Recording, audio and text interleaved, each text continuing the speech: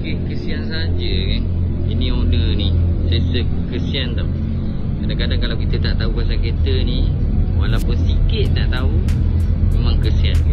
Kalau tahu, kita tahu sekadar basic, mungkin benda kesian tu tak ada atas diri kita kan. Jadi macam kereta ni kan, sekarang ni saya terima sebutir kereta ni kan. Dia towing semalam dia towing.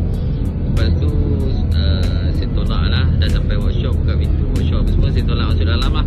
Okay, so dia kata, bila call dia kata lepas tukar dia punya ni, untuk sensor ni, dia dah tukar sensor ni okay. Lepas tu tiba-tiba kita tak boleh start. Itu yang pelik. Dia suruh saya pergi check paket yang sana.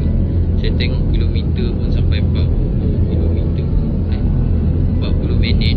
Saya cakap tak boleh bang, kalau kata barang pergi sana nak, kita perlukan barang, saya terlupa bawa pula, takkan nak patah balik. Kalau abang nak, abang kena towing lah kan. Lepas tu dia towing lah. Jadi nak jadikan cerita pula, jomlah kita check sama-sama kan. Kita tengok apa masalah kereta ni. Apa yang saya call dia tadi, saya target alternator ataupun bateri. Bateri baru. Kenapa kau cakap bateri sedangkan bateri baru tukar ni? Alah komen ni apa benda lah. Bateri baru, kenapa kau cakap bateri? Dengar sini dulu bang, jangan duduk kecam orang je kan. Kadang-kadang apa yang abang rasa okey tu, abang ambil lah. Tak okey ke kan, jangan ambil, biar je. Okey, kenapa saya cakap bateri? Pastikan alternator dalam keadaan baik dan tiada kebocoran elektrik ketika matikan kereta. Yang pertama, on kosong. On kosong. Tadi saya ada on, ada juga lampu-lampu, lambang satu lampu. Lampu kat sini, lampu handbrake dengan lampu lambang teko. Itu je. Saya cakap ni kemungkinan besar bateri lah, tapi saya target saja. Kan, pokok alternator dia tak cas bateri ke. Jomlah kita check, malah cakap banyak nanti kan orang marah kan. Jom. So kita cuba tukar. Tukar bateri ni. Sebab apa? Korang kena ingat geng, bateri baru tak semestinya dia boleh rosak dalam masa sebulan 2 bulan. Faham tak? Sebab sekarang bateri, nama dah pelik-pelik lah. Korang nampak murah je korang beli kan. Korang nampak murah je korang beli kan. Lepas tu beli pula brand Cak Doraemon lah, Nobita lah kan. Apa benda lah. Korang tahu bateri apa yang orang kata okey lah. Bateri yang kekal sampai sekarang ni macam okey je daripada dulu kita dengar. Itu bateri kan. Dah lama dia punya brand tu. Mana korang belilah yang tu. Sebab apa? Bila dah lama berbisnes ni, macam contoh dia jual bateri ni, kalau kata ada masalah, contohlah dia baru-baru lagi, banyak claim dalam sebulan 2 bulan, mesti dia perbarui produk dia. Kenapa boleh jadi macam tu? Betul tak?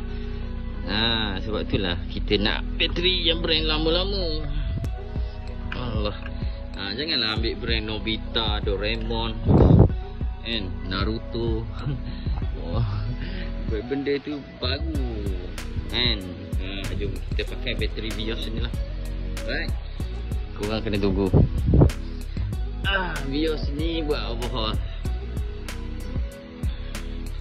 Jom kita try. Saya target bateri. Jom kita tengok. Sebab tak tahu, korang tak tahu, habis lah.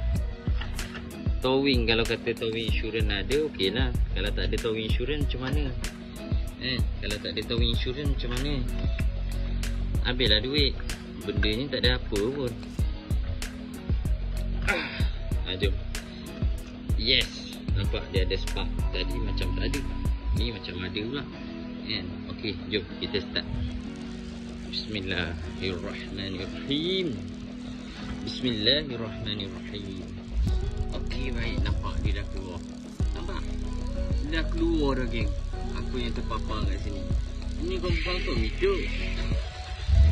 Nah, bateri saja. Bateri saja geng. Punca kereta ni geng. Bateri saja. Jadi korang nak kena serabut kepala, tak boleh pergi kerja kan, sebab kereta dah rosak. Betul tak? Lepas tu nak kena air restoring, kena datang sini kan. Kalau kena dengan workshop yang ambil kesempatan, no bang, inilah rosak lah, padahal tak buat apa pun, lalas cas, no 400, 500. Faham tak? Faham tak? Kan? Korang faham tak? Sekarang ni bateri saja geng. Bateri saja problem. Okay? Ini brand Doraemon. Tak tahulah, takut dalam juta-juta bateri yang dia jual, itu saja yang rosak, tak tahulah. Hati korang lah. Tapi nak bagi tahu, research lah dulu pasal bateri, apa yang okey, apa yang tak okey kan. Brand-brand baru tu elakkan dululah.